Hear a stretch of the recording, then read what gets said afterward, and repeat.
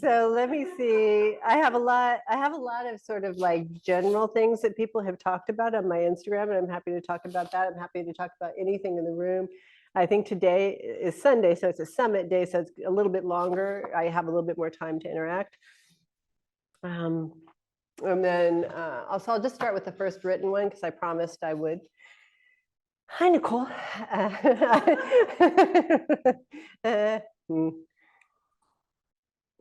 I've been loving your talks lately.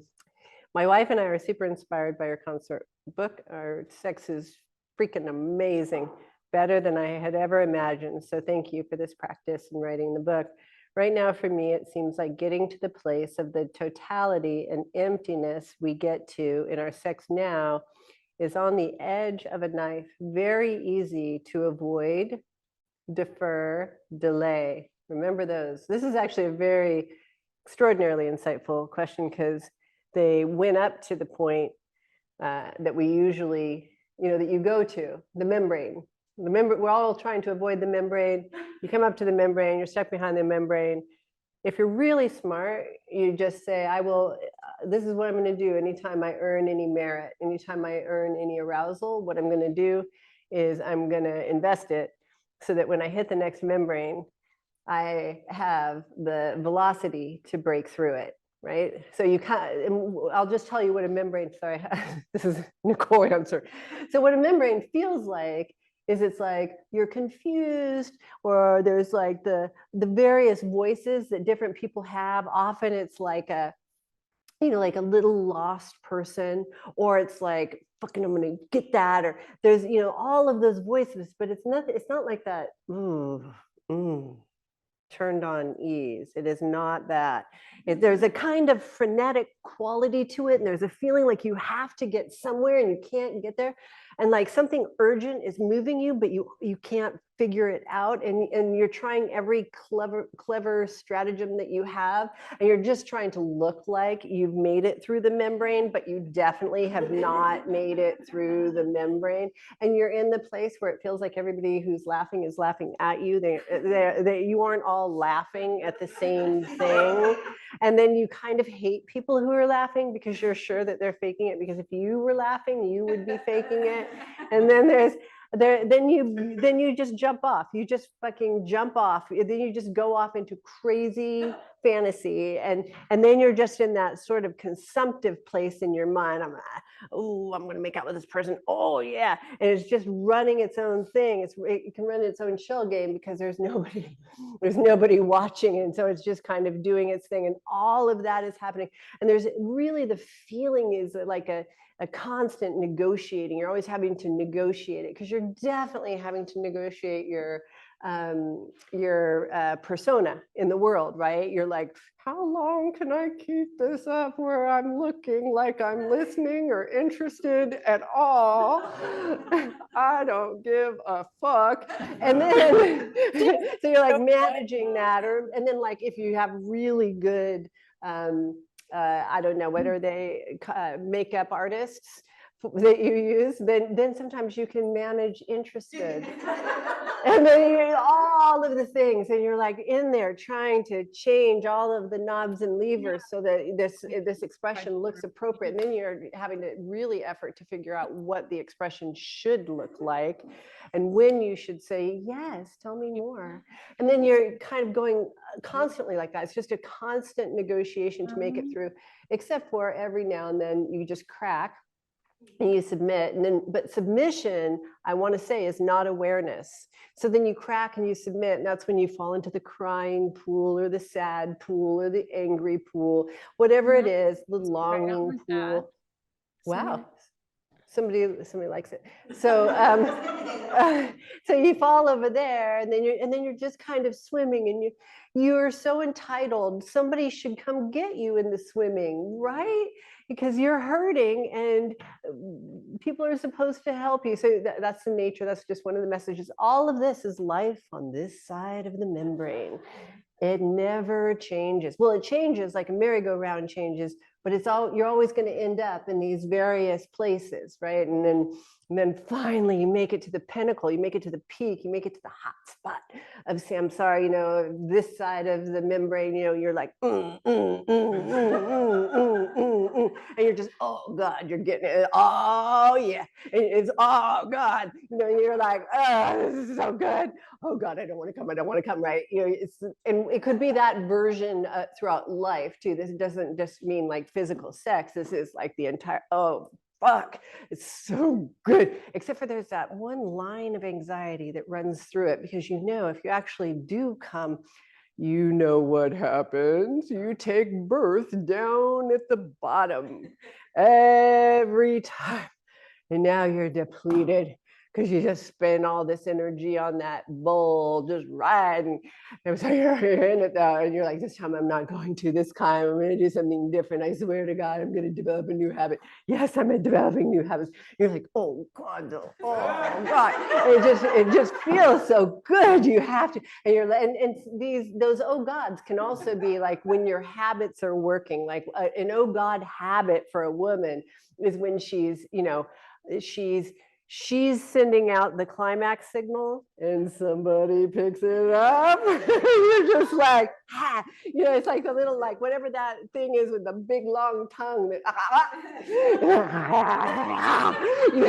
she's just like, oh God, I got another one. You know, each one is like, they're all cam girls, right? So they're just using their particular little cam girl thing. And then she's like, I got it.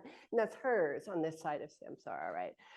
It's like I sent it out, I got it, whatever it is. And by the way, it's not always, you know, I can tell you, you know, broken wing bird is very hot in this culture. It is, I mean, it's like got its own category on Cam Soda of things that I can get the broken wing bird who looks very young, even if she looks older.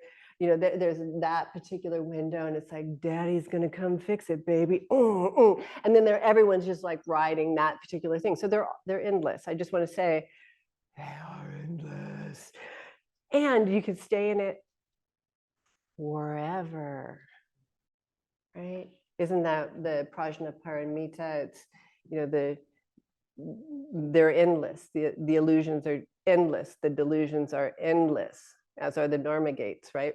So it's, you could go for fucking ever. It's, and that's the thing. That's the thing about taking birth, isn't it? It's like, okay, I'm just going to do it this one time, just this one time, and then I'm going all the way. Then I am going to get free. Because, you know, when you're free, well, we'll talk about that in a minute. When you're free, it's different, right? Because when you're free, you get to have every single one of those experiences, but you also get to leave the party. That's the difference.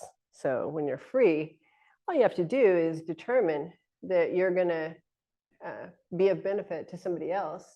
You've navigated your way out, right? You know the way out. So you're just going to share the way out. Mind you, if somebody really fucking wants it. That's what we're clear about on this day. So you're gonna, that's, and then you're like, oh, so then you get a free pass in, right? And so then you're just like, woo, wow, this is fantastic, because you know you're going home at the end of the night from that party where there's vomit everywhere, you know, there's mud, and you know, people are just humping mindlessly. And like when you first walk in, that party is very fun, but you know, you're there too long, you're like, I want to go home. Okay, if you don't have your pass, you're not going home.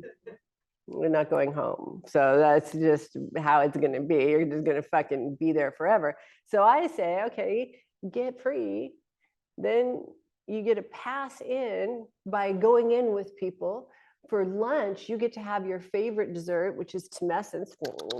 You just get to eat all their tumescence up, and so that they get progressively clearer, right? Because, you know, tumescence is just like the smog that's in your eyes, the smog that's like the membrane I described. You know, all of those things play out in the smog of tumescence. But now that you're a free person, you eat that. That's what you eat. And it's just delicious. It's just, what is that called? It's a a tasty morsel. It is just, you just love it. That's your favorite thing. And here's the good news. There is an unlimited supply. It goes on forever. So then you just say, look, we'll go in to the party. We're going to go in. I'm going to eat your tumescence. When I eat your tumescence, you're going to have a clear picture of exactly how this thing operates. You're going to be given a code. All you have to do is use that code. Then you open that Dharma gate for yourself. That Dharma gate is another level of vision. That vision is what you're given to be shown how to get out, right? So now you have another, and it's, I mean, what a great deal. I'm fortunate, I had this myself. So I just had someone who said, look, we'll go into hell, but you happen to call heaven, Nicole. We'll go in there. And then as we're in there, I'll just eat your tumescence. You'll get to see what it is. And if you really want to get out, then what you'll do is you'll take that program and you'll do it immediately, and you'll be taken to the next place. If not, then what's going to happen is you're going to reinvest in that party. You're going to, the time will come. It'll be like 12:59, time to plug in your code, and you'll be like, one more climax. And it'll be like 1:02. You have missed the window. We'll be seeing you a little later. So anyway, that's my experience of what the journey is like. And so what do you do, right? Well, what you do is you pre-program. You program every minute that you are not in it. You program your vows. And this is to people, this is the not sexy part. Although everybody fucking wants to get married, why don't you just marry emptiness? It's the only thing that's actually going to be faithful to you. So then I can't remember what I was saying, but I was a little delighted with my comment. What was I saying? 1:02 strikes, the window closes. While you're out, you use that time to reinvest in your vows. Right, and then you're just there. Now, mind you, if you're at this level, if you're actually playing at this level, and I want anybody on my Instagram, anybody who I make no sense to whatsoever, anybody who accidentally just fell into the room, I still consider you karmically inclined. That's I am very clear that this is an adult swim. This is not. This is a more advanced level of play. But if you're here, it's quite possible that there's something in here that you'll understand in a native way that may not even. I'm going to be really trippy. That may not even come from this life. But there was something that was drawn, which doesn't mean there's something that has to ever return or even stay a minute longer. But there was something that was drawn. Maybe you already got what you needed, and it's time to go. But I made a decision because again, I was talking to my therapist about this, and that is that I teach very advanced material. And so, which isn't always the best for people to have because they can try to co-opt it. So I just made a decision. I do a prayer. May the people who are karmically prepared to enter into this place and use this information skillfully and for purposes of ending suffering, be the ones who arrive, even if they don't recognize that immediately. If they're not, may they be carried away gently to a place that is joyous for them. And then may those for whom they're hearing something about a way out, and that's what interests them, that's what interests them is the way out. Now, it just happens to be that, my particular, I'm the barker outside a really great enlightenment strip club,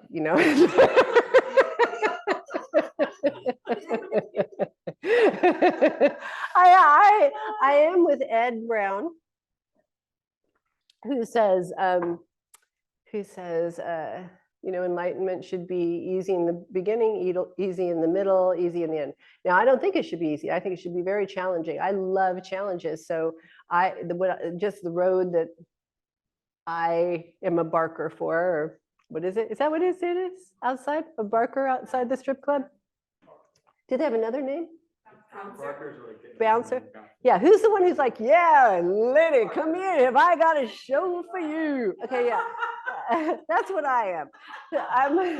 I'm a barker for you know, the erotic tradition, and so the erotic tradition just loves a good challenge. It loves to just stretch the shit out of you. It loves for it to be like you're on the rack and you're like, I can't take not one more thing, and then to go like, oh really? See, you could, and then laugh with you, and then like put their titties in your face. Like that's Eros in a nutshell in terms of how it works your karma, right? And then and it does it. You know, I would say it loves a challenge. It loves a little bit of humor. It loves some big titties. It loves. You know, all the lures and seductions. What it likes to do is present a virtual reality of all of your unexamined material. Most people's unexamined material tends to be anger and sex, you know, sex and aggression. And so you get to do a little bit of both. So then, and then it'll present the virtual reality of that. So that you get to enter, but boy, will it feel real when you're in it. You get to enter it, and then you get to make choices. And you get to see how it feels to live inside of all of the karma that you avoided. And you avoided it because you might lose control. Really, you avoided it because you might get free. So you avoided it, and now you get to live inside of it. It's like, you know, all of those fantasies that you're like, no. And they could also be like purpose-based fantasies, everything that's down there, right? And then the virtual reality comes up, and you get to make choices. And the only choice you're ever making is you've made a vow in order to be, I don't know, admitted. The vow is get out of suffering, causes of suffering, help others get out of suffering. But here's the real vow. So when you move to Mahayana, to Vajrayana, there's a big shift. You go from very strong precept practice, and you get that shit down. You get your mind down to the level of intention before even thought, just pure intention, yet devoid of thought, devoid of feeling. You go underneath all of that, and then the precepts. The reason we're so rigid about the precepts is that's the only thing that could penetrate down into this vast emptiness, right? And so you're just, oh my God, and it was through structures that you entered that level, and it's a profound level. Many stay there. I highly recommend it personally. I mean, if you have to choose, most people can barely stay awake for things. So they, you know, making it there, they make it to the good enough, and good enough is great. I was just saying to somebody today, you know, if you fell off the path tomorrow and you really are looking like you might, you'd have a great life. You know what I mean? It's like, if you're playing at this level, like you're playing at the level of like pussy, I mean, how bad can it be? I often used to tell this story of I was a waitress at Pizzeria Uno, and my whole section filled up. My whole section, oh, you know, and I was the back section, and so I didn't get that many people back there. But this day it did. It was like a softball team or something, and so I didn't even have help. I didn't have a bus person or anything. I was like, I went in the kitchen. I was just standing there crying. And I had this like really proper female manager who was a lot shorter than me, and she was just like looking up at me, and she was like, Nicole, it's just pizza.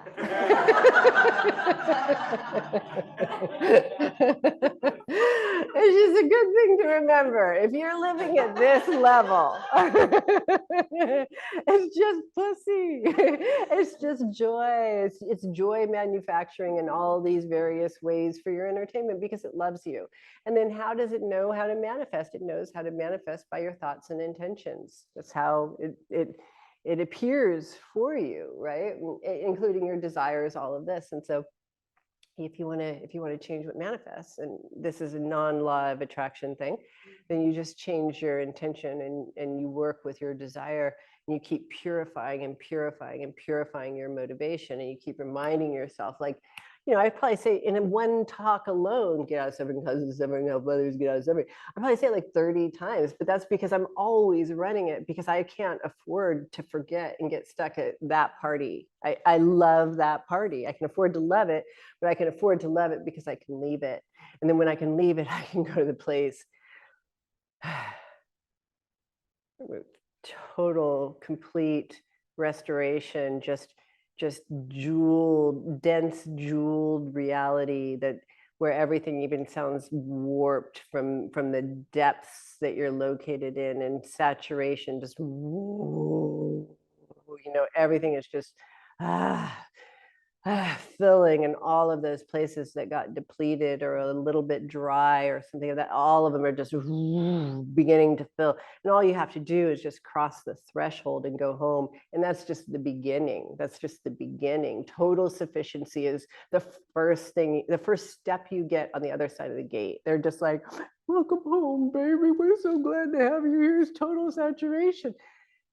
But it's endless. Remember, Dharma gates are endless. It goes on with equally majestic, astonishing, beautiful gates after that. And most people at most just get to the total sufficiency and they're like, this is good.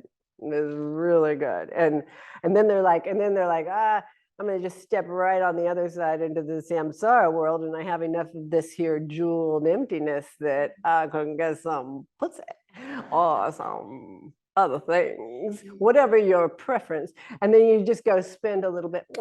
It's like going to the strip club, the strip right outside of emptiness. There's like the membrane. It's, what is that like? I don't know. We'll call it stripper strip membrane, right? And so you just you have to, okay, so you have all this endless merit here. Oh God. And then you go, and then you just you're like, oh man, you don't even make it to the party, you just make it to stripper strip. And then you just spend everything you have, and everyone's like, ooh, you're so attractive. Wow, what's that you got? And you're just like, I don't know. And then you're stuck there too long, totally depleted. And then you're supposed to be a sommelier, right? If everybody remembers Shangwal. I don't know, I'm just talking. You're supposed to be a sommelier. So a sommelier, if you really know how to read karma, and that to me is freedom. Freedom is just being able to read what is in a way that you know what is, in a way that you naturally arise and know how to be without any effort. It's just like that. So if you it's the equivalent of being a sommelier, where you can, you drink a sip, and you aren't just like, this is good. You aren't just like, these are the various hints and flavors. You're like, oh, this was grown in, Chianti, and there was a freeze on the 3rd day of the season, and the minerals are near perfect, except for there's some ore or iron. And you're like that. That's how you can read. You can read at that level of sophistication. The longer you stay here, because the more wisdom you can absorb. Wisdom can't be absorbed like that. Unless you're, unless you're at a one of those transformation seminars. But for the rest of us, it takes a little time. You have to marinate. You have to marinate in some emptiness to be juicy like that, right? And so you're just kind of like, just get with all of the wisdom, and then the wisdom comes, and then you can just see, and then pretty soon what you are is you're just wisdom and vision and offering. That's it. But it's not even you. It's just whatever this is becomes that, which is very much what I mean when I say you become the karma. Everything is karma. There's nothing that's not karma. So then you're just so saturated that all of what you were just melts and becomes this that is that seamless reality that is intimacy. But there are the people who like, I don't know, that's just not interesting. They do not fucking care where these grapes came from. It's just like, look, I drink to get drunk. I drink to get really drunk, and I drink bad wine. And they're the ones who, so they have like just, they can barely make it over the membrane because they have so many riches that they have to carry, right? They're just like carrying these riches over. And then there's the strippers, and they're, oh, no, this time maybe I'll go in and help someone. Maybe I'll go in and do something good. Fuck that.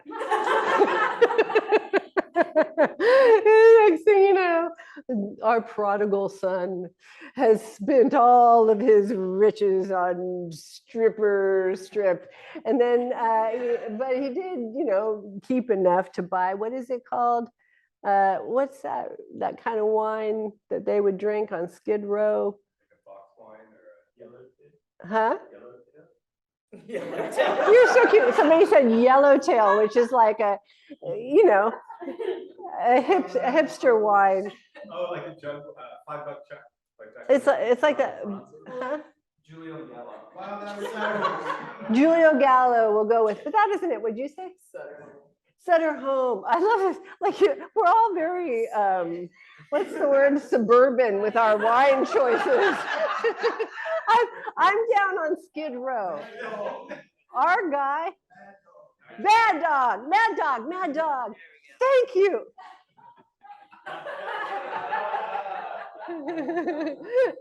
Somebody knows where we've hung out.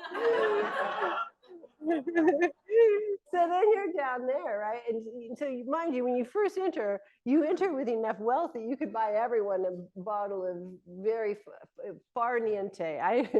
It's a very high-end Italian wine, right? You could buy everybody a bottle of far niente everybody on the planet, that's how much wealth you're entering. Your only issue entering is that you're carrying so much wealth. Like that's the only thing, your biggest problem. Oh, and they have too much vision, you know what I mean? But that's easy to obscure on Strip because you just drink enough wine, they're blindly intoxicated. And so you could have bought everybody the best bottle of wine that exists, but instead what you did was you drank your way down. You drank your way down to Mad Dog on Skid Row. And here's the worst part. You're out of wine. Now you're out of wine, you're in deep shit because the memory of who you are and what you've done and all of that is coming your way. And so what do? You start selling your soul in order to get more. And you're just on that endless thing and with the endless promise, isn't it? Right? It's like the next one, I'm going to get it. That's the promise. That's the nature of it. Just the next one. But like anything that I can keep my consciousness passive, that I don't have to make it active, that I don't have to engage with reality, because that's really what the difference, right? As soon as you get your first kind of Bodhisattva badge,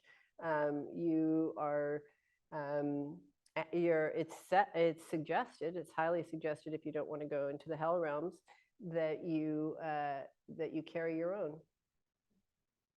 You carry your own. And then even more, how do you carry your own as a Bodhisattva? Is you carry others. That's the deal you make. It's like, okay, that crazy membrane that we talked about, all of the thoughts on the membrane of, I'm lost, I'm confused, I'm fucked up, I'm irritated, all of that. You get that removed in exchange for being a carrier of emptiness into wherever you go, right? And so, until then, your attention is kind of on yourself, isn't it? It's sort of like me. I'm having some feelings. I'm having some openings. I'm having some sadness. I'm frustrated that I don't have more time to think about me. I'm frustrated that you don't think about me enough. There is not enough for me. What about me? What about mine? All of that. That is removed. That's just done. And then in exchange is all of the power and programs. Now they're very basic programs, so you're going to make mistakes. All the power and programs to carry emptiness to others and do it well. I mean, and number one would be, don't get drunk with the people you're carrying it to. Very simple. Even if it's good wine, just don't. Just be like, you know what? Like, for example, I didn't drink for 19 years. I didn't need to talk about it. There wasn't a heck of a lot I needed to do. I just didn't drink. And then I would go and, you know, have the same miserable time that I have when I'm drunk. It doesn't matter. I would just like not be in trouble at the end. Oh, well, I'm always in trouble, but so you go and you just have a different kind of experience, right? Because you're now a party thrower, not just a party goer. That's what you're agreeing to do. But the only way you get to stay at the party is engagement. Engagement for what? Engagement to get others out of suffering, causes of suffering, help them get out of suffering, whatever it is. Causes of, yeah, whatever, causes of suffering. See, I say it so often. So that's the journey as far as I can tell. So we have our drunk guy on Skid Row. We're drinking Mad Dog. And, you know, all of a sudden his throne, somebody else is sitting on his throne. And, you know, he's just like there. And then what ends up happening is really some of the highest people are the people who are in the streets, because they're the ones who are in the most pain at having relinquished their inheritance. There's no pain greater, is there? It's like, wow, you know, you worked lifetimes to get that inheritance and you have it and you just decide to squander it. And now you're at the bottom of the bottom of the bottom of the bottom. You're lower than people who have nothing. That's where those things take you. So I joke around a lot. I have a lot of fun. I push a lot of edges, but I do that because my vow goes deeper than my habits, because I have nothing but honor and reverence for klesha. Nothing. I mean, I have enough reverence that I'm willing to slash them, but there is not a second that I don't think I could be taken out. I know I could. We all could. That's the nature of it. And so you have to have, you know, wise caution, and then you have to go directly in. That's the nature of it. And then there you go. And the other thing, I often say this to people, my best offer is my first. My first offer is my best. My first offer is my best. And then I just keep lowering the offer until we hit what can be accepted. So I usually start with, you know, you can have it all, 100% right here, let's go. But see, I don't have to decide. It's people self-select for their positions, right? You give them the fucking moon and they're you're like, really? Like we were invited to this party, you know, in Paris with the coolest artists and people who are Jim Morrison, you know, lookalikes and fucking amazing Place Pigalle burlesque dancers. And you want to go to this party where the description is right across from the Walgreens? Like, that's what you want?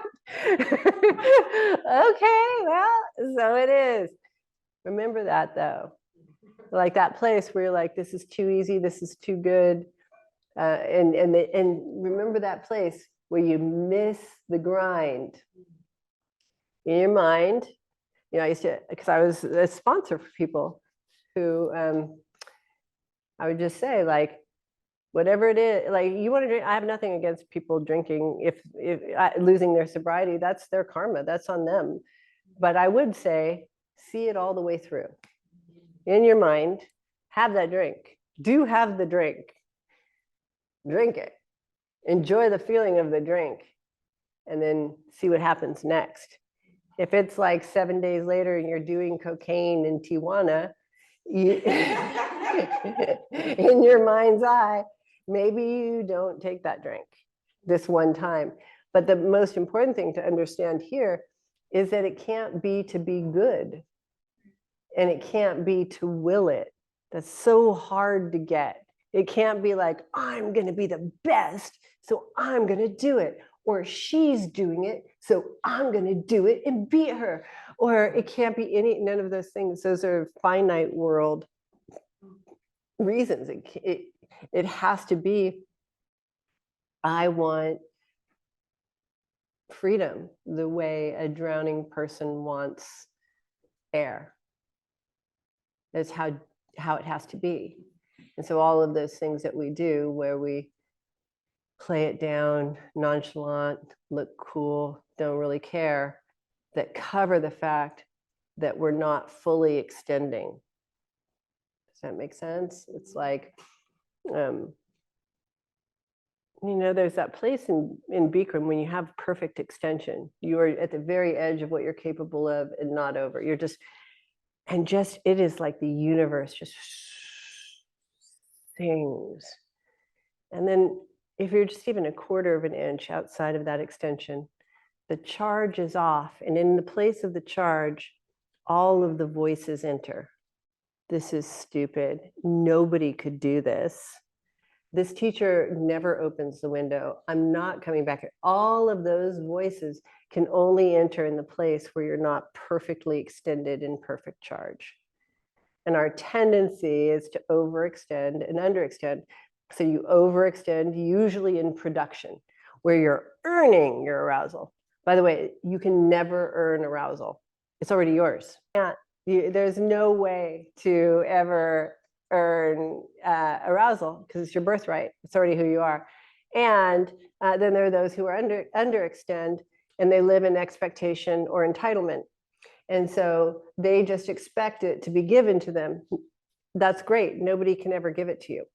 So those are like the two primary illusions on either side.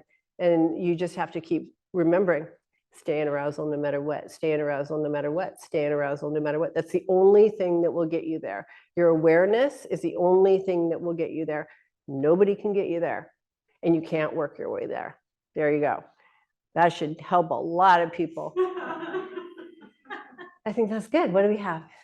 Oh, so I have to finish my question. Or maybe the frequency of the cadence of our sex is just perfect, as I have some old scarcity conditioning with sex that I'm shedding very strongly now. Either way, sometimes I get stuck on wanting more sex with her than what seems available. How do I love myself there? Do you have tips to help me let go and integrate the scarcity? So I'm going to end up giving a very advanced question because this person is a very advanced or fairly advanced student and I know where they're at, but I'm going to give you regular answers too. How's that? I'll start with the regular answers and then I'll go to the very advanced place. I'll start at the very advanced place, actually. I think you've outgrown your pot. That's what I think happened. And so I think, I'd crack the pot, which doesn't mean break the form, doesn't mean in the marriage. That's not what I'm saying. I'm saying crack the pot of your agreements in the container. Crack it and then reset it so that with the agreement that the purpose of your relationship is to free each other. And then what does that look like and what is needed for that freedom? And there's a way that I can hear you speaking that is extraordinarily careful. And the care is to acknowledge what you've been given, which you're very good at this. All of these things are genuine from you. They're genuine to the best of the program that you know so far. And so I'm going to show you how to break the program. So you're genuinely grateful for what you have, and you look, and then you try to bludgeon your sense of insufficiency in order to stay inside of the container as it is. And that's why I say I think the container has grown too small. And so then I would look at what do you want? This is what I don't hear from you. And what is very challenging when women hold the Eros, and so you have to ask yourself, just what do I want? What do I want in service to my deeper goals? What do I need? Like, if I had everything. If I could just go to a Bacchanalian feast, what would I do? You know, what would having everything that I could possibly need for deeper gratification look like? And you're allowed to say, you know, really kind of cheap and cheesy things. You're just allowed to allow it all to arise in your mind and then sense, and then start having a conversation there. Start having a conversation there and see what arises. I mean, a great question is, I have her ask you what you're keeping secret from her. I can guarantee you that'll bring some good sparks. What desires do you have that you haven't told me? You know, and then you can determine from there. You're making your own agreements, but that's what I hear. Somebody who's made it to the very edge and it's time to break. And so then how do you love yourself there? I don't know that you love yourself there, but what you do is you break open that container and give yourself more room, and the room occurs naturally as love. Space occurs as love. And what I hear is you're cramped in your space. So let's get you some more space, and then you won't have to love yourself, because that is creating self where there isn't one, and we are dissolving the sense of self. People are like, I just want to be nice to myself, or I just want to stop beating myself up. There's no self. There is no self. So it's just like, I mean, you're just in the illusion squared territory when that stuff is happening. And I say the same thing every time. Nobody likes my answer. Nobody listens to me. Get into flight. And they're like, but you don't understand. I have to examine it, and I have to see how it happened, and I have to go and get into flight. Get into flight, get into flight, get into flight, get into flight, get into flight, get into arousal. Don't do anything outside of arousal. Don't do anything out of flight. Just don't. Just no matter what, just shut up and get in flight. And then you get in flight, and then you see all of the solutions. They come to you. All of the benevolent aid comes to you. You can't work your way there. It's naturally and organically arising. That feeling of, well, I'm going to call it Vajra pride that you're calling love, that sense of rightness and confidence and strength and clarity, compassion. That is it's just a result of being in arousal. That is the result of being in arousal. And so all these things that we're like I will step into total sufficiency as soon as I figure out why I'm in insufficiency. It's like, because you didn't step in the damn sufficiency river. Just step in it, for God's sake. It's that simple. You have to remember it a million times is the thing. That's the thing, right? You have to remember it a million times, because you fall, and then all of a sudden you kind of get your wings. You start getting it, and then you get it, and then it's really fun after that. I mean, it's terrible too, but it is really fun to like see what you can do, see what you're capable of. You know, like getting into flight is not necessarily the easiest thing, but it's a lot easier than like going to the party and puking every night. Like it's a lot easier, trust me. So yeah, so that's what I would say. Give yourself some space. So then, but I'm gonna say, really quickly, do you have any tips to help me let go and integrate the scarcity? And so this is a big man topic, and this one is very intense in that, because see, this is how it works, and I've been talking about this. So women sell their absence. It's like women sell the empty calorie, and we all have different versions, right? But it's the thing that makes you reach, right? And as a culture, we have agreed to not keep everyone in sufficiency. We haven't given universal basic erotic income. So nobody is, basically sufficient. And so from that scarcity, a lot of things happen. So one of the major things that happens is, we're in samsara is a place of powerlessness. Where there's powerlessness, what rules is control. Because there is no dharmic rule. The dharma kings and queens do not want to be there. No, joking. But So, but it is ruled by control. And so what women know to do in order to get is to control the knob of Eros. They usually keep it very low so that you're just showing up at the methadone line every day in order to get your fix from her. She does not make, keep you flush, because as soon as you get flush, you look good. And then you're much harder to control. So she just keeps you in the control zone. She may keep you in, the high control zone with good pussy, but it's still in the control zone where like you can't quite scratch that itch. Oh God, you're scratching, you fell asleep. Can't quite scratch that itch, that cycle. Okay, that's selling absence. And so she sells absence, and then he purchases absence, and what he agrees to do is just have passive attention, just sort of like one of those frogs that sort of like it doesn't move, kind of, and it's just like.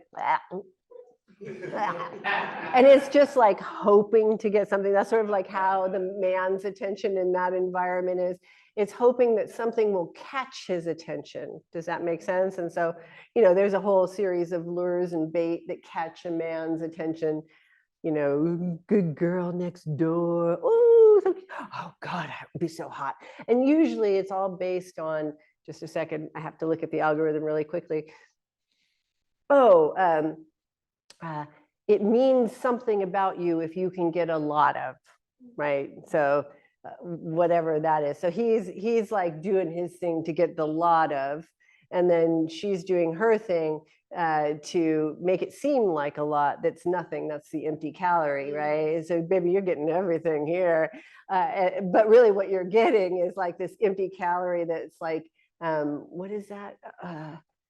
Cotton candy that like as soon as you put your tongue on it, it dissolves, and you don't know how that. It's like it looks like this, but then you put and it just dissolves, and it's nothing but sugar, right? And so, but now you're stuck, right? Now you're stuck with it, and so that there you are, and then that's the process that happens. So then, when you talk about integrating the scarcity, it's a little different than that. I'm big on integration.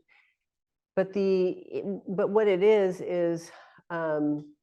you, rather than integrate the scarcity, you follow the scarcity all the way to its end. And it's sort of in the same way I said you follow the idea of the drink all the way through. You follow the scarcity all the way through to its end.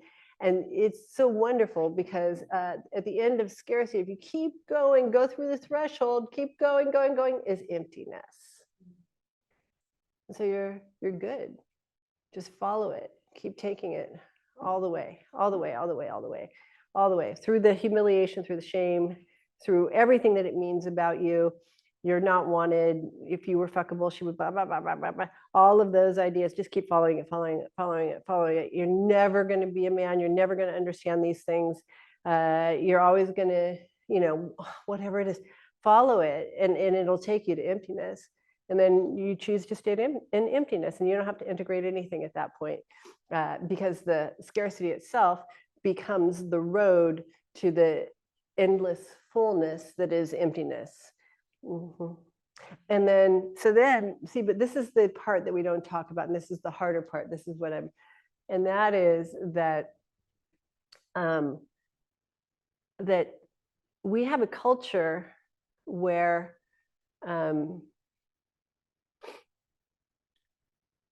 men are, it's not quite yoked, at the mercy of pussy. Yeah, and this is gay men too, by the way. This is because that's what runs the universe, but it's definitely what runs biologies. So, having your system be a system, and this is what women do not get. If we got it, we'd be a lot nicer. But having a system that that is at the mercy of another person's system is a very intense place to live. unless like it's how an artist lives. My system is at the mercy of the muse, and so sometimes she does not show up. Sometimes she shows up in floods and I don't have time to capture what she's telling me to do, and then she gets mad and says, see, I'm not coming back. And then you're all the things. That's it's life as an artist is really, you're at the mercy of this thing, and eventually you learn to collaborate. That's what we're working on. We haven't gotten there, but eventually he becomes so aware of the games and then renounces them that he gets his own sense of power, which so few men on the planet have now. And then he can begin to collaborate very much the way a very seasoned artist can collaborate with inspiration seamlessly, where it's just the great dance of love, right? So, but a lot of what we don't talk about, like misogyny, sexual assault, sort of men who check out, men who are, the ones they'd call narcissists, or rejecting of women, all of those things, those are coping mechanisms for a class of people who've never been educated in what it's like to live at the mercy of another biology. And so while you're being told that you should be stoic and not influenced by anything. And so dudes are just weird, you just, but you're weird because you have an unwinnable game.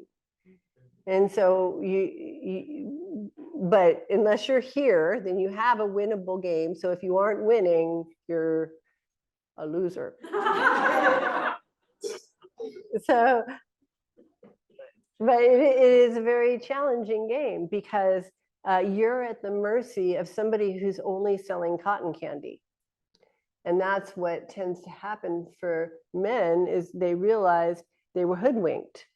They were sold this whole bill of goods, and there's nothing behind the facade once they get back there. And that's where you have male aggression right there. That's where you have it. And that's where she's only trained to hold enough erotic influence. And I say that because I don't mean enough sexual influence. I mean enough eros, which is the thing that influences people. So but it can be, help me. I mean, it can be it can be, help me. It can be like, I'm going to eat that thing alive, daddy. It can be, do whatever you want to do to me. Whatever she's selling outside the window. I just thought of the windows in Amsterdam in the red light district. It's like that, right? Whatever she's selling, and then you get in and she's just like, yeah, put me hard. And you're just like, what? that didn't solve any problems. You promised me. And so then, and then he's in there and he's just like, wah, wah, wah, wah. There's the rage, the constant state of being hoodwinked, constant. And so, but there is a way out. And that way out is you agree that you don't want to be hoodwinked anymore. Now remember, you're choosing it every time. Why are you choosing it? Because you have an idea that you're desperate, or that you need it, or that you have to sell your soul for some pussy. And by that, what all of the things that pussy is, the like, oh, baby, the approval, the welcoming, the loving, the mothering, all of the things that it is, right? And you have to sell your soul for that because she's keeping it scarce because it might melt. The cotton candy. Anyway. And so you're, that there's a rage that lives in, there's a rage that lives in women. And we all here are fairly familiar with it. But there's a rage that lives in men that you can't win the game. And that here you are and you have no dignity and you're groveling for sexless sex, and like you're just groveling for a freaking drop of anything. And that is humiliating. And then you're just like, not again, whatever it is. And that's when I say sexual assault is a very complex thing. That's why it's complex. You have to look at the conditions of a starving person being tricked by somebody selling food that doesn't nourish yet again. That's the basic condition. And then feeling like you're at the mercy. This is why I work very hard with people to not feel like they're at the mercy of anything, because people who feel like they're at the mercy of things are the most violent people in the world. And so you have to change that mind. I am at the mercy of nothing. You have to live in that mindset, but look at the things that you feel like you're kind of at the mercy of, even the government or your wife or whatever it is, like, oh, I'm just at the mercy of her moods or my boss, or you're not at the mercy of anything, nothing, zero. In fact, that's one of the first things you're going to have to come to grips with, is you are not at the mercy of anything. You chose to go passive in your consciousness to get a secondary benefit. You're just going to have to live there. Every single time I've been taken, hoodwinked, duped, I chose to be passive in my consciousness for secondary benefits. And you just say, what was the benefit that I checked out for? What was it? I chose to lie to myself about what I saw, or the worst one, and this is for people with, more advanced or higher level karmas. I rejected my intuition because I didn't like what it said on the readout. I didn't like that it said that I wasn't going to get pussy or dick, whatever you want to say, and I mean these in all those, like when I talk about like getting dick or cock, what I mean is getting all of those things that are protection and a resolute container, all of the things that means. And oh shit, my intuition said I had to be of benefit and have my attention on them in order to go to the next place. And, I just wanted to keep my own identity tied to the platform and just jack off until the end of time. That's sort of your option. That is, unless you take the other route. So that's my answer.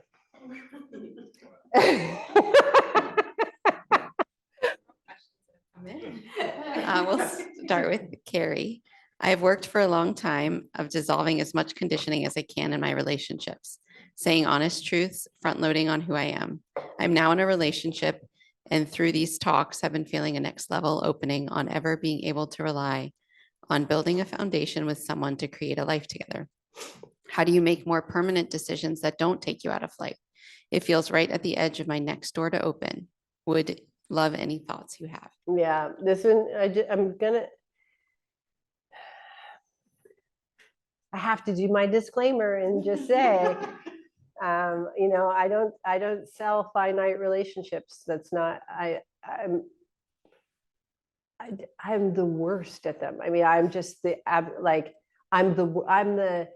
I'm in the Mission Impossible thing where it explodes at the end. I'm the explosion. If there is a form, I break it. So I have to make sure that I'm really clear. If you want to know how to have a happy long-term relationship, I don't know. That's not what I do. And here's what I'll say now. This is what's, I'm just going to say it.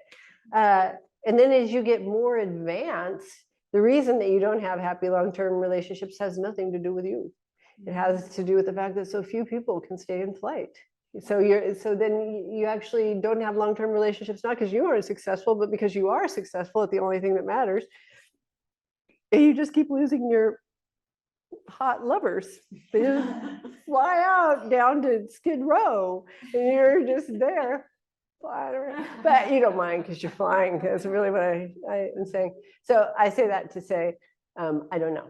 And then, but this is what I do now. So you talk about building a foundation. Don't build a foundation. You do the opposite. Remove any foundation that you have, anything. And then very simply make a vow. I'm going to be for this person, and I'm going to be for this person for the rest of my life. Period. I am for them. I am for their freedom in any condition. If this passes, if this doesn't pass, if their karma changes what they need in order to open and evolve, I will throw the party for them. Whatever it is, I am for you 100%. Then after you do that, so you're for them 100%. Then after you do that, you determine that you're going to do what it takes to get the door open. What that means is develop the trust with your friend that you will always treat them better than they would treat themselves. That you will use all of your powers, everything you have, to being endlessly for their freedom, even when it requires of you more than you think you could give. You will find a way, because that is what you're devoted to. What you're devoted to is inside of them. It isn't them. It's inside of them. And you are beholden to that because you took a vow to it. And so you just live with that as your compass. So then you make the decision to set that you are a container, and then you wait. There's this really funny Instagram where she says, wait, and it's hold my hand, and then you get dragged, and then you wait, and then you hold my hand, because then what happens is when a certain kind of trust is developed, involuntarily the gate opens, and then all of it starts flowing out. And at first they're euphoric. Everyone's euphoric when that door is open, and then all of a sudden they realize, whoa, that's everything I pushed down. And then you just agree, no matter what, you are ride or die. You're ride until the wheels are shaking. You are going to go through every single one of those karmas with that person, and you are going to be the rodeo person. You are going to hold them, and you are going to approve and love, and you're going to guide. And the last one is especially important for women, because it's very easy to be approving and loving for women. It's not that easy, but once it's easier when you're in flight than it is to then be the voice of guidance, to take them all the way into the center of the depths of samsara, let them get as drunk as they could possibly get, and then be like, now, come on, we're walking home. And you to be that firm voice of, what did you see there? Did you get lost again? And then to just, you are the most ferocious swordsperson, swordswoman at the end of every peak that you go into, whatever you see, in order for more flooding to come in, to have more experience. And then after that, now all of this is for what? All of this is so that their karma can exhaust and run clear, so that they aren't beholden to the games, right? Because as long as you have karma, the karma is going to be magnetized to the various finite games. And so you're just going with them to get them to where their karma is clear, so that they can do what, right? So that they can sit next to you and do what you're doing with everyone you encounter. And then so that you can live in the only kind of intimacy that ever exists. It's anything that passes as intimacy is just a gross, contaminated contortion. Anything other than sitting in that seat next to someone, unless you're going to get folks, that's the intimacy. It's where both people, you're behind the wall of karma, both people's klesha have been washed clear. You're a kind of lockstep in-flight experience, moving through the world together with the same intention of giving other people the opportunity to have what's been given you. And that it's great fun to do, because you get to have the harrowing experience of samsara. It's like a date night. You get to go home to your own bed, right? So that's what I do. And then throughout it, you do your best. You do your best, because anybody you're brought into that kind of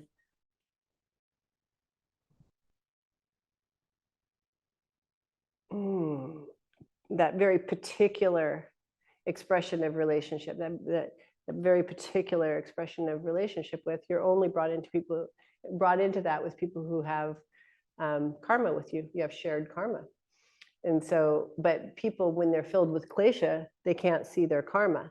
Like they're like, I don't know why you love me, you're too good for me. And then they're like, wait a minute, I'm too good for you. I didn't realize. Wait a minute, I'm in love with this. They're just like all over the place, because they're being moved by the tides of karma, and they can't actually just frickin' sit still and see you and see who you are and remember. And the remembering would offer all of the relief you'd ever look for, because what's happening is the two lovers are coming together through your bodies, and you get to have the experience potentially for the rest of your life of living inside of their love affair, their constant lovemaking. That becomes your home. And that, to me, is the intimacy of all intimacies, and then space like that. Isha Ethera on YouTube asked, you recently said you need to be able to control a man's climax.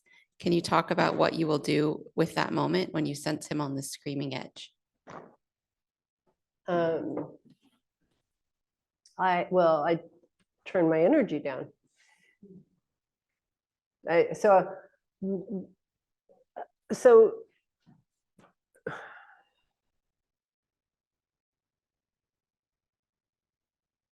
this is a complex, this is a controversial one, that's it, but true. So I'm going to say it. All climax, all orgasm is clitorally generated, including men's. It's our biology that controls it. Even if they're just fantasizing and jacking off. It's all clitorally driven. So if I am with a man,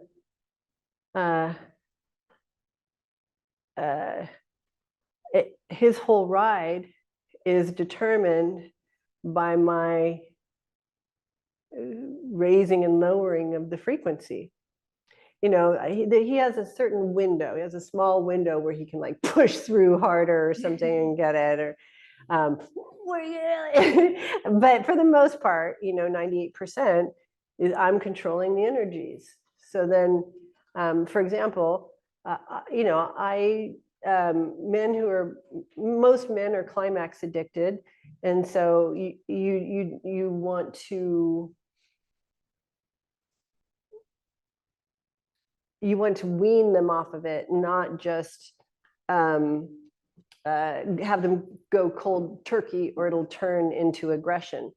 So you give them what they want for a period of time, and then you just start, decreasing the numbers of times that you'll give that to them. And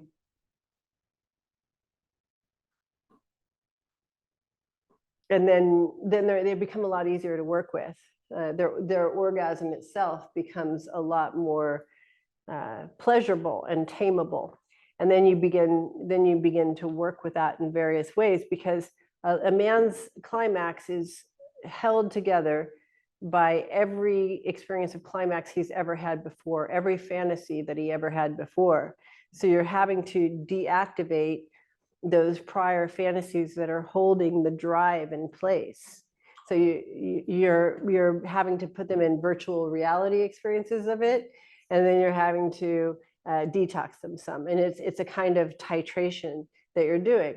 But you have to know it's a climax oriented culture where, sex in our culture isn't considered successful unless you climax, and women are so passive, but it's worse than passive, colluding for everyone's demise, that they sell climax to men, and feel pressured to do so, or feel like they aren't a success. It's like, what are you talking about? You're the one who defines the experience. What are you doing? You are defining the experience by saying that you are submissive to the experience. That's just dumb. And then what you're doing is you're going to the absolute, total, complete lowest denominator in his biology, like where you don't have to do anything. You can just flick his head and call that sex. And then in order to just like yank him off and shut him up, and then get some biological ownership to grab him at that place, and call that love. So I mean, the people have no idea. This is what I've discovered after 30 years, and a lot of sex with a lot of different people from a lot of different places, a lot of different dimensions, from the spiritual to the gangbangers, whatever. I love them all. And I can tell you, people have no idea what is possible in terms of sex, not even the beginning, not even scratching the surface, not even like even people with 30-year practitioners, I no idea. Like, you're just like, what? You're settling for that? I can't believe that you're settling for that. But the first thing to get over is the climax hump. And it's to get into that plateau and just move in there, move into that place. Honestly, not by weird, what are they? Taoist, hold your balls things like this, semen retention things. This is not that. This is just learning to release your energy in a different form so that it carries you into flight. That's what you're doing. There is no repression or suppression or circulate, the cosmic orbit. This is not that. So that's the first thing you do. But like, you need to know that that's the first door on the other side of the universe. There's a universe on the other side in terms of what's available with sex, but you couldn't begin to tell people. They couldn't begin to fathom, you can just leave your bodies together, but leave them well tended to and everything, and have a whole journey, whole thing. But that climax drive, if your ego or identity is tied to that platform, will always bring you back there. So you have to, and why? Because climax is one of the greatest reinforcers of self and the idea of self. It's what causes things to reify according to instinctual karma, like nothing else. Well, and by the way, I climax, so I'm not like against climax. Get free, then climax. That's what I'm saying. Otherwise, it'll be what keeps you enslaved. But do know, like, I'm not against climax. I'm against what it does if you aren't in control of it. If it's, if it affects you at all, really, if it's anything other than just like a little blip of delight that moves through your system, probably don't do it. And if you're a woman and you're climaxing your guy, I would really look at what's driving that. You keep super climaxed guys are dumb. They don't have enough arousal to go up the spine and activate the attention. So they're fated in a certain way. And then women complain, he doesn't pay attention to me. He doesn't pay enough attention to me. He doesn't like me. And then he's just like, oh God, I need more, because he's on the thing. So just don't do that. Just make great men. Make great men. That's been I talk to the sisters, I often say, it's our job to make people better from having been our lover. The Nicole stamp of I've been their lover will mean at a bare minimum, you will know they weren't lied to, which really makes men dumb. They weren't overly climaxed. It's like when people sell furniture on Facebook Marketplace, and it's like in a non-smoking house, no pets. So you're gonna know I never faked it with him, so that he doesn't think something unpleasurable is pleasurable, and that I won't have sent him misdirects, which doesn't mean that he will have learned anything from that. I do not take responsibility for the product. I just tell you what went into the product. And I mean, because if they're not with me, then you can probably guess that they quite possibly wanted a little less truth or a little less of that. I mean, I'm awesome to be with, so we're totally clear it has nothing to do with that. It has to do with what they're up for. And so then you have to say for yourself, okay, what do I want to be? And can you imagine if every woman on the planet were just a beacon of truth and generosity and care and fierce guidance?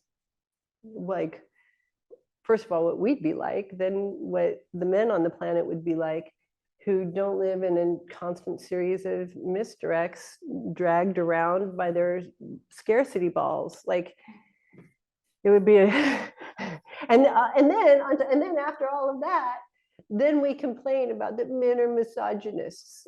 It's like, what are you talking about? Like, are you crazy? That's so nuts that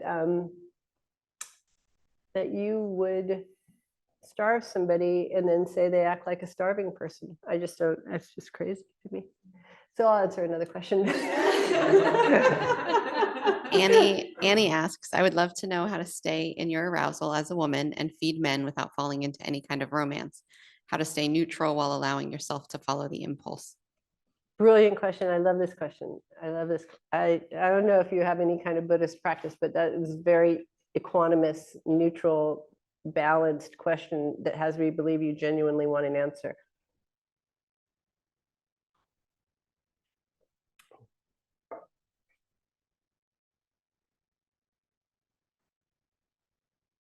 And it's the hardest question I can answer because I can only point to it. Like I said to somebody earlier today, how do you stop drinking? You stop drinking. The how questions, more often than not, although I do not feel this with you, but more often than not, how do I do this? They're postponement of action. I love so much about AA. One of the things that I love is they say after you have 3 steps, excuse me, the first 3 steps, you admit, you have a thing about drinking. I like this. We came to, you come to, and then the third is you hand your power over to something bigger, the universe, whatever. And then but steps 4 through 12, a greater portion of it are called the into action steps. After those first 3, which should happen in a day or 2, the rest of your time is spent in action.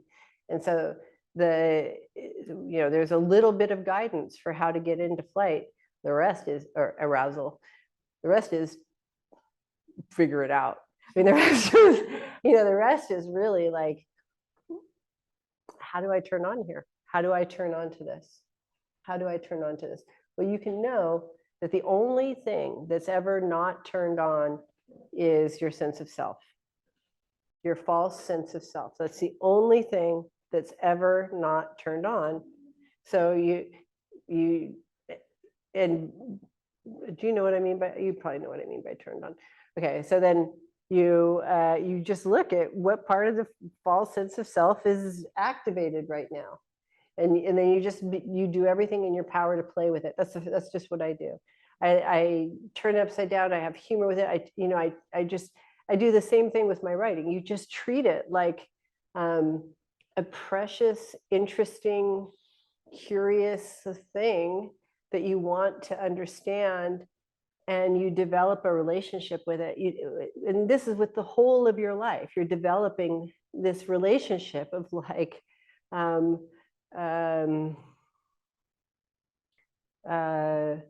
a friend of mine promised me that the last time was the last time, and the last time wasn't the last time. And you feel that pinch, and you feel that upset, and you were hopeful, whatever it is, right? And you're disappointed, and you don't know if you want to show them their disappointment, and you don't exactly know how to act. And all of this is coming, all of the tumescence of that moment is coming around the moment. And then you start interacting with it. It's a very, very curious experience. And, because remember, it's never the condition, never. It's your relationship to the condition.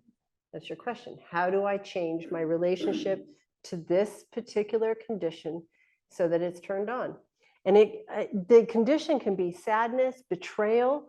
It can be abandonment. It doesn't matter what the condition is, because you can change your relationship with it so that it's turned on.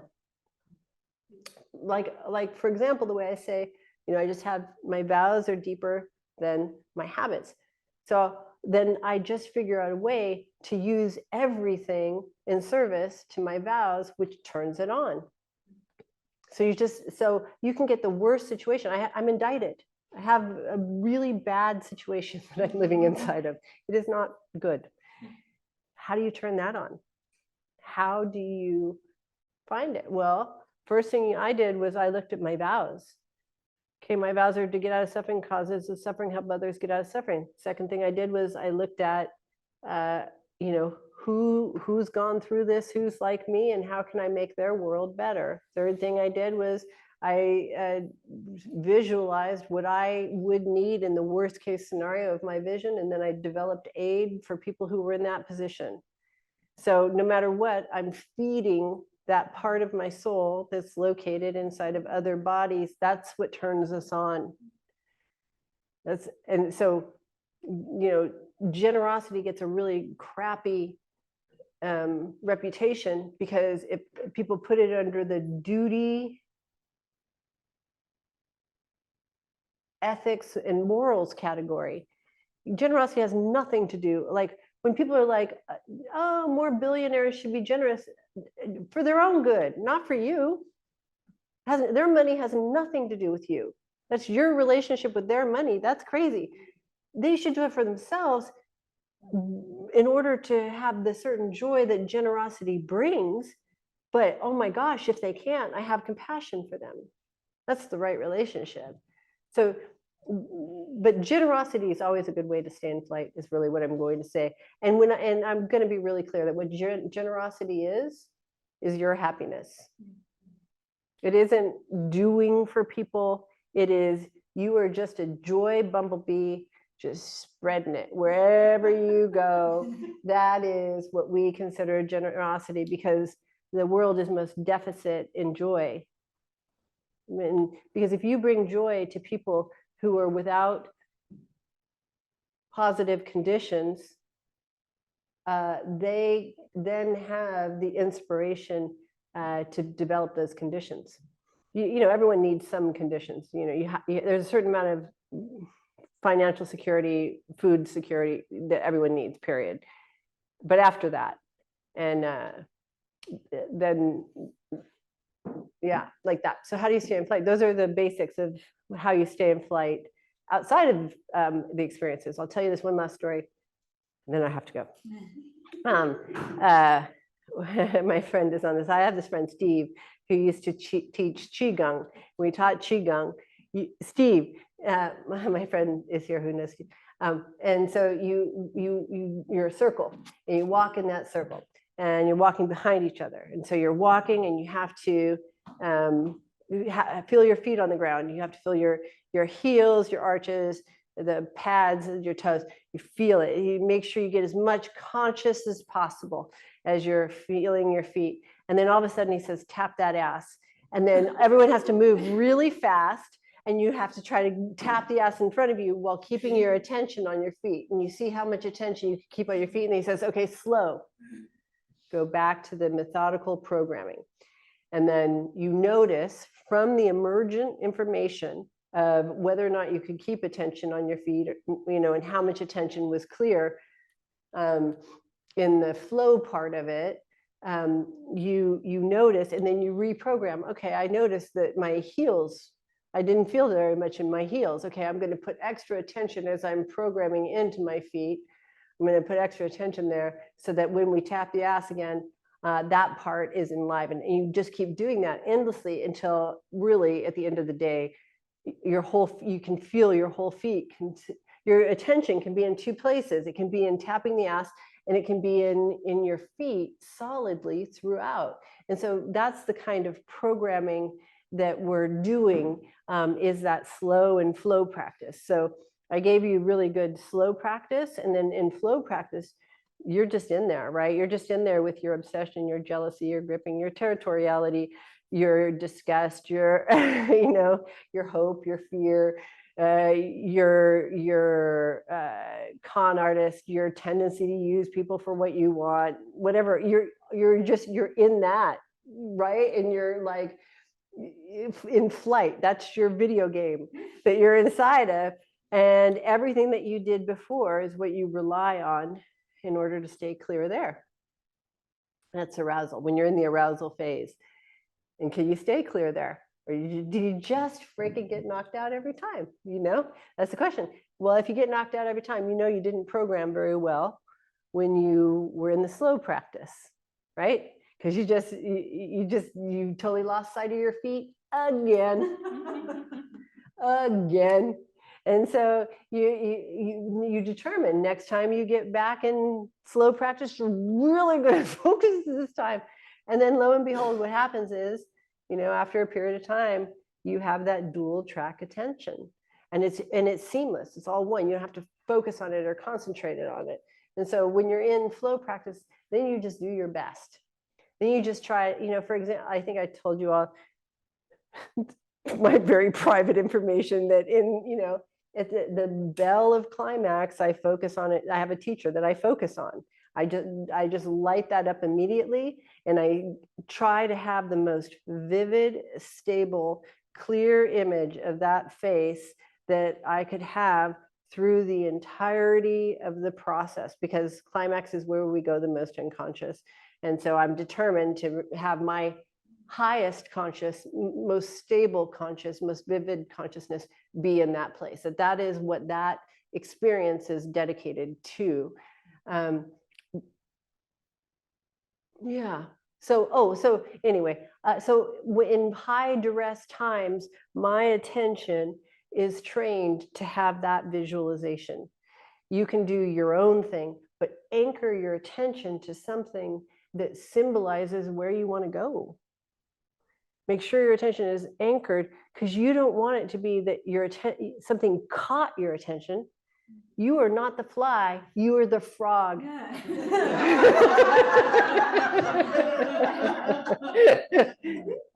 That is it for this day.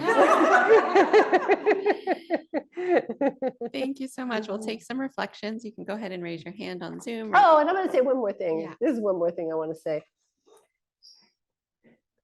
If you have to have one spiritual quality other than, what is it that begins with a P? Perseverance. Perseverance is a great one. That's number 2. Number 1 should be memory. Have a good memory. Remember why you're doing what you're doing. Just keep coming back to it. If you have to do it symbolically, if you have to, get muscle memory like the way a pianist does, but you have to live in the memory of the vow in order to make it through these territories. You cannot be so arrogant as to think that you can make it without the protective refuge or sanctuary of a vow. I've never met anybody who could. And, I hang out with some pretty reckless bodhisattvas, and you just can't do it. You have to, your attention has to be anchored into the deeper realms in order to not pop up to the, realms of, cheesy coconut hucksters. You're just going to pop up there unless you anchor your attention. What do you anchor it into? Into the memory. The memory of what? The memory of what's important to you. Well, sorry, one more thing. And and the reason is because otherwise you will feel like something's being taken from you. See, up here, you're losing something.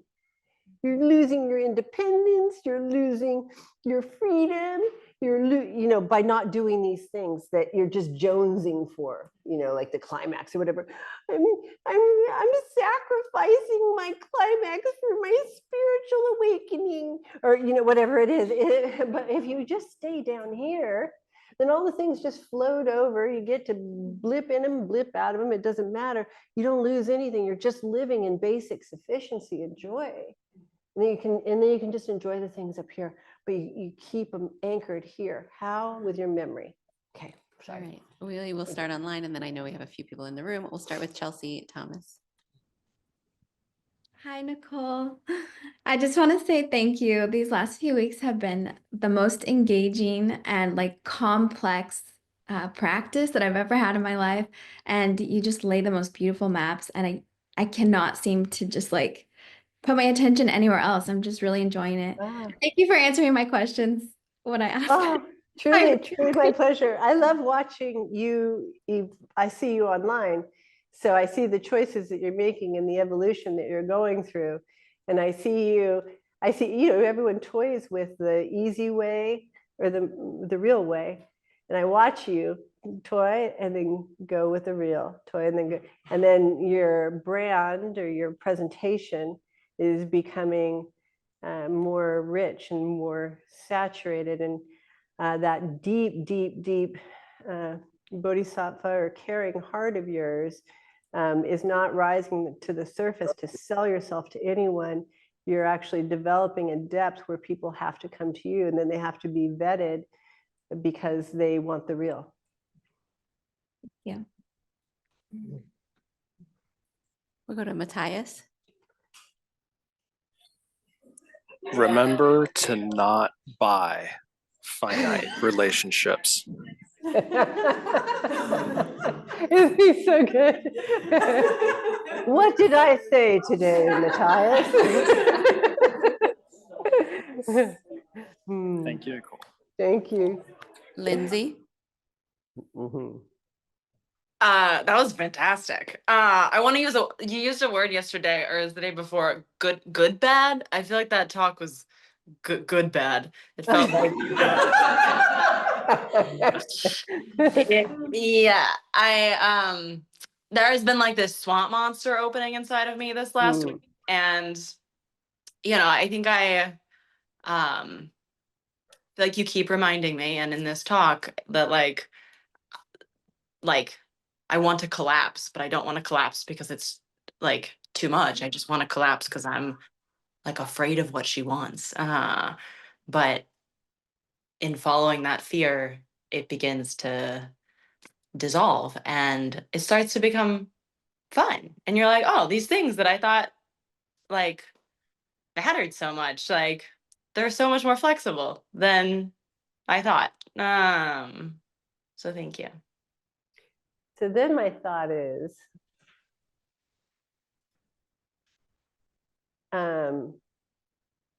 just remember, she likes having. She likes having. And sometimes we like wanting to want. We get turned on by yearning or such. And she really likes having, and she really can have a lot. Thank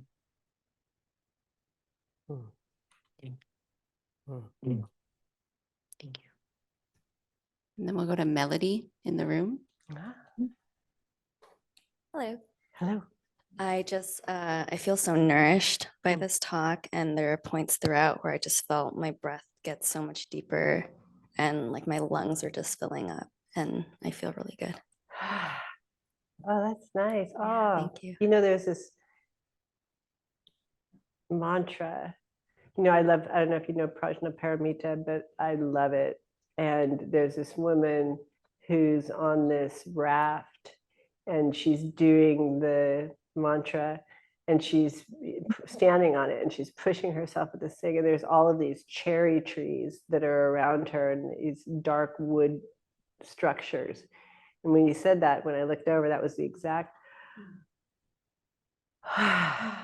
So nice. Or you remind me a little bit of Green Gulch too, that when you go from the Zendo down to the pond, there are also cherry trees there, by the way, but there's this feeling that's just so open and spacious and the breath is so clear.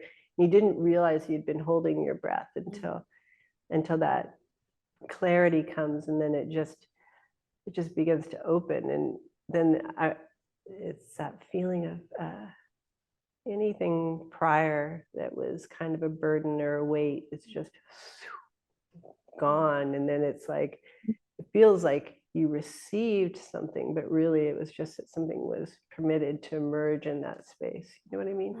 Mm-hmm. Yeah. Thank you. And then we'll end with, we'll go up front to Katie. Go ahead, Katie. I have two reflections. I really loved when you said about being devoted or in love with what's inside of a lover more than the person. And I also loved when you said the only part of us that cannot be turned on is the false sense of self. That's really helpful. You really go to your edge every single time, don't you? I hope so. What do you think? No, I don't think I go to my edge every single time, but I'm practicing. Really? I also have a question. Yeah. Okay, I think I heard you say that submission is not awareness when you were talking about piercing through the membrane. So I wonder if submission is surrender and if that's not awareness. Well, submission isn't surrender. Okay. Submission is passive attention. Not awareness. And so that element of agency, see, there's stooped over, collapsed, and bent over. So there's the bending over, like a yogic bending over, where you bend from your core with power. Okay. That would be surrender. There's an element of clear, decisive choice that's involved. Submission, and I think actually what you heard me say was, what's the other word for repression? Suppression. Okay. But either way, what these are is going under the radar of consciousness, not into the center of it with strength, and then letting go into the river. Okay. So it feels like relaxation, but it's a strong core. Yes. Okay. So BKS, I'll give you a good one. BKS Iyengar uses, do you know corpse pose in yoga? Yeah. Okay, so he says in corpse pose, people are either too rigid from impurities in their system to relax, so their agitated mind goes and they can't sink in. Or there's too much laxity that they confuse for relaxation, and that's closer to sleep or going unconscious. So true corpse pose is a bright, electric, relaxed attention that's relaxed in the fundamental strength. Thank you. Yeah. And we'll end with Joanna. She was determined this one. Look at her. This is Joanna. Joanna's determined. I loved your lecture, much of it. You did? Yes, yes. What did you like? Much of it was for me, I felt. I'll bet you there's more than one person in the room who felt that way also. I felt like you took us through the whole process, like the beginning. You had us feel the gravity Jill, of. your voice is trembling. I'm sorry.